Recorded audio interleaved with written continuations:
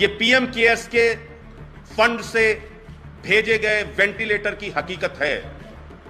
ये शमशान में दलाली का सच है। ये लोगों की जिंदगी के साथ खिलवाड़ करने के घोटाले का सच है, उसके घपले का सच है। राजस्थान में जो वेंटिलेटर पीएम केयर्स के माध्यम से भेजे गए, उसमें से 90 से 95% वेंटिलेटर फॉल्टी हैं, खराब हैं, फॉल्टी हैं, खराब हैं। उस वेंटिलेटर का इस्तेमाल जिस व्यक्ति की जिंदगी के लिए किया जाएगा, उसकी तो जान चली जाएगी। प्रधानमंत्री जी, पीएम केयर्स फंड से 2000 करोड़ रुपए 50,000 ventilator, made in India ventilator खरीदने के लिए दिए गए।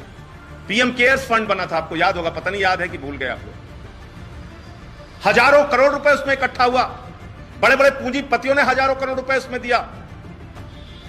उस वक्त इतने भी ऐसे भी आरोप लगे कि चीन की कंपनियों से पीएम केयर्स फंड में चंदा लिया गया, और उस पीएम केयर्स फंड के एडमिनिस्ट्रेशन को देखने का काम पीएमओ का ज्वाइंट सेक्रेटरी करता है, जो कि एक चैरिटेबल ट्रस्ट है।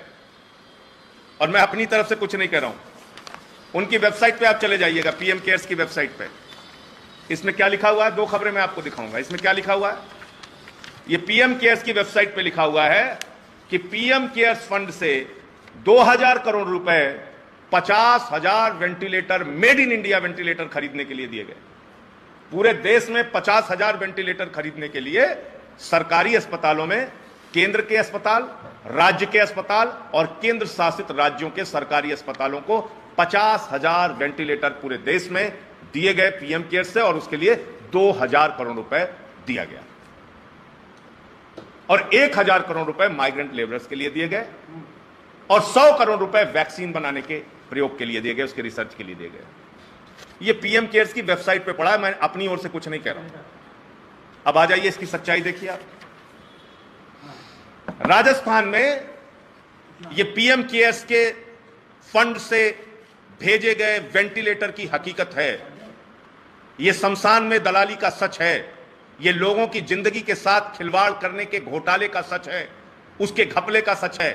राजस्थान में जो वेंटिलेटर पीएम केयर्स के माध्यम से भेजे गए, उसमें से 90 से 95% वेंटिलेटर फॉल्टी हैं, खराब हैं। वेंटिलेटर में भी घपला, वेंटिलेटर में भी घोटाला। पीएम केयर्स के पैसे से खरीदे गए वेंटिलेटर में ऐसा घोटाला कि उसमें प्रेशर ड्रॉप होता है। उस वेंटिलेटर का इस्तेमाल जिस व्यक्ति की जिंदगी के लिए किया जाएगा, उसकी तो जान चली जाएगी। प्रधानमंत्री जी, इसका हिसाब पूरी की पूरी भारतीय जनता पार्टी को और इस सरकार को, देश के प्रधानमंत्री को देना चाहिए, जो पीएम केयर्स के फंड को लेके सीना ठोक के कहते थे कि इसको कोरोना की महामारी से लड़ने के लिए इस्तेमाल किया जाएगा। यह इस्तेमाल हो रहा है। पीएम केयर्स के फंड में वेंटिलेटर की खरीद में घपले और घोटाले का यह मामला सामने आया है। इस पर देश के प्रधानमंत्री को और उनकी पूरी सरकार को, जो पीएम केयर्स को जस्टिफाई करने में लगी थी, उनको जवाब देना चाहिए। तो मेरा आपसे निवेदन है, मुख्यमंत्री जी, इस प्रकार की आपराधिक लापरवाही से बचिए और दूसरों के जीवन को भी बचाइए, और खुद भी सुरक्षित रहिए, खुद भी स्वस्थ रहिए। मैं प्रार्थना करता हूं प्रभु से, आप जल्दी स्वस्थ होकर आए। लेकिन इस प्रकार की परिस्थितियां और इस प्रकार की, अगर आज आप देखिए क्या हालत है, मैं आपको दिखा रहा हूं। ये कोरोना संक्रमित अधिकारी जो है वो चुनाव की ड्यूटी कर रहे हैं, और थोड़े बहुत नहीं, इनकी संख्या आप देखेंगे तो आप हैरान हो जाएंगे। लगभग 300 संक्रमित कर्मचारी हैं, लगभग 300 संक्रमित कर्मचारी चुनाव की ड्यूटी में हैं। तो या कोरोना फैला रहे हैं या कोरोना रोक रहे हैं, कोरोना की रोकथाम के लिए कदम उठा रहे हैं या कोरोना को बढ़ाने के लिए कदम उठा रहे हैं, कोरोना को फैलाने के लिए कदम उठा रहे हैं, कोरोना का प्रसार करने के लिए कदम उठा रहे हैं। और अपनी हर लापरवाही पर, हर गुनाह पर, हर आपराधिक लापरवाही पर अगर सरकार यह सोचती है कि बार बार पर्दा डालने से काम चल जाएगा, तो इससे काम होने वाला नहीं।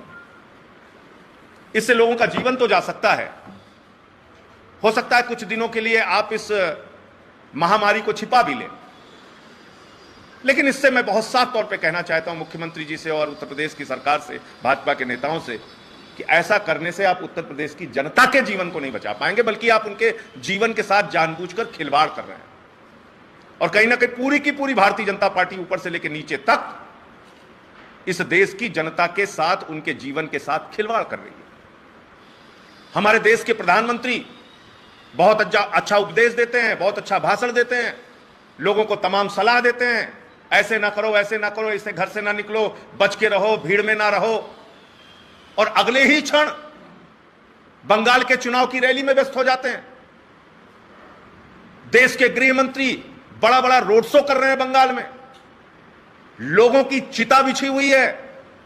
प्रधानमंत्री और गृह मंत्री को चुनाव की चिंता सता रही है। एक तरफ चिता है, दूसरी तरफ चुनाव है, लेकिन चुनाव की चिंता है, लोगों की चिता की चिंता नहीं है, लोगों की जान की चिंता नहीं। और मैं अंत में सिर्फ इतना कहना चाहता हूं कि आज जो परिस्थितियां उत्तर प्रदेश में हैं, इसमें तत्काल प्राइवेट नर्सिंग होम्स के बेड को सरकार अपने कब्जे में ले, वहां पर ऑक्सीजन बेड बनाए, वहां पे वेंटिलेटर बेड बनाए, वहां पे आईसीयू बेड बनाए, क्वारंटाइन करने के लिए बैंक्वेट्स का, बड़े बड़े होटल्स का, उसको भी हॉस्पिटल में कन्वर्ट करने का काम सरकार करे, स्टेडियम को भी ऑक्यूपाई करके वहां भी वेंटिलेटर और ऑक्सीजन बेड बनाने का काम सरकार करे। जल्द से जल्द इंतजाम कर लीजिए, क्योंकि इस बार के वायरस की खतरनाक स्थिति का हमको आपको कोई अंदाजा नहीं है। नहीं आए थे इतने केस पिछली बार, 1,99,000 से 2 लाख से ज्यादा केस एक दिन में। जब केसेस 1 लाख हुए थे, पूरे देश में हाहाकार मच गया था। अब जैसे लग रहा है कुछ हुआ ही नहीं। चुनाव की रैली में शिवराज सिंह जी व्यस्त हैं, चुनाव की रैली में प्रधानमंत्री जी व्यस्त हैं, चुनाव की रैली में गृह मंत्री व्यस्त हैं, चुनाव की रैली में पूरे के पूरे भारतीय जनता पार्टी के नेता व्यस्त हैं। आप लोगों के जीवन के साथ खिलवाड़ कर रहे हैं।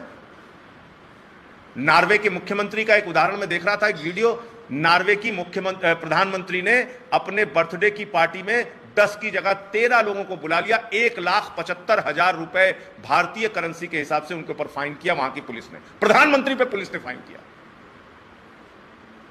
और यह लिखा कि अगर किसी सामान्य व्यक्ति ने 10 व्यक्ति से ज्यादा के नियम को तोड़ा होता तो शायद एक बार हम उन्हें माफ कर देते, लेकिन देश की प्रधानमंत्री होते हुए भी आपने नियमों को तोड़ा, इसलिए आपके ऊपर यह फाइन किया जा रहा है। यह है रूल ऑफ लॉ, यह देश का कानून जो सर्वोपरि है। लेकिन हमारे प्रधानमंत्री और गृह मंत्री जब खुद ही भीड़ इकट्ठा कर रहे हैं, कह रहे हैं लोग आओ इकट्ठा हो, कोरोना बांटो, तो आप क्या उम्मीद कर सकते हैं? कैसे लोग कोरोना से लड़ाई लड़ रहे हैं, कैसे इस महामारी में अपनी जिम्मेदारी का परिचय दे रहे हैं? आज किसी व्यक्ति ने बड़ा दुखी होकर मुझे मैसेज किया था कि हम लड़े ही कब अस्पतालों के लिए? हम तो मंदिर और मस्जिद के लिए लड़ते रहे, हम कब लड़े अस्पताल बनाने के लिए? उसके उस मैसेज ने मुझे झकझोरा उस व्यक्ति के कि बात तो कहीं ना कहीं सही है। ये मंदिर, मस्जिद, जाति, धर्म, इनके झगड़ों में ही हमको उलझाए रखा है इन पॉलिटिशियंस ने, ये नफरत की राजनीति करने वाले लोगों ने। खुद चुनावी रैली कर रहे हैं, आपकी लाशें जल रही हैं, लाशें जलाने के लिए भी घंटों इंतजार, जांच कराने के लिए भी घंटों इंतजार, बेड पाने के लिए भी घंटों इंतजार। तो अभी भी वक्त है, उत्तर प्रदेश की सरकार को जाग जाना चाहिए और जल्द से जल्द युद्ध स्तर पे अपनी ओर से एक एक अधिकारी, कर्मचारी और जनता भी उसमें आपका सहयोग करेगी। पिछली बार भी जनता ने सहयोग किया था इतनी बड़ी महामारी के दौरान, उससे निपटने के लिए, चाहे वो तमाम भोजन के स्टॉल चलाने की जरूरत हो, मास्क और सैनिटाइजर देने की जरूरत हो, सब कुछ किया था लोगों ने, उनका भी सहयोग लीजिए। लेकिन कुछ चिंता करते हुए नजर आइए। आप तो आंकड़े छिपाने में लगे हुए हैं, आपकी तो पूरी सरकार आंकड़े छिपाने में लगी हुई है। ये कैसा मजाक है? आंकड़े छिपा के आप इस बीमारी से कैसे लड़ पाएंगे? इस संक्रमण को पहचान कैसे पाएंगे? इसकी भयावहता को कैसे पहचान पाएंगे? मैं आम आदमी पार्टी के एक एक कार्यकर्ता से अपील करता हूं, अपने आसपास हर जिले के अंदर मास्क बांटने का काम, सैनिटाइजर बांटने का काम और एक अभियान पूरे उत्तर प्रदेश में हम लोग शुरू करेंगे, जिसमें लोगों की अधिक से अधिक क्या मदद हो सकती है, इसके लिए हम अपनी सभी जिला इकाइयों को आज से निर्देश दे रहे हैं कि आप लोग मुस्तैद रहिए, लोगों की मदद कीजिए। हॉस्पिटल में, नर्सिंग होम में, जहां भी जिसको एडमिट कराने की जरूरत पड़ती है उनकी मदद कीजिए। इसमें सिर्फ हम लोग मूक दर्शक बनके अपनी भूमिका नहीं निभा सकते, बल्कि इसमें खुद से जो हमें कर सकते हैं वो करना चाहिए।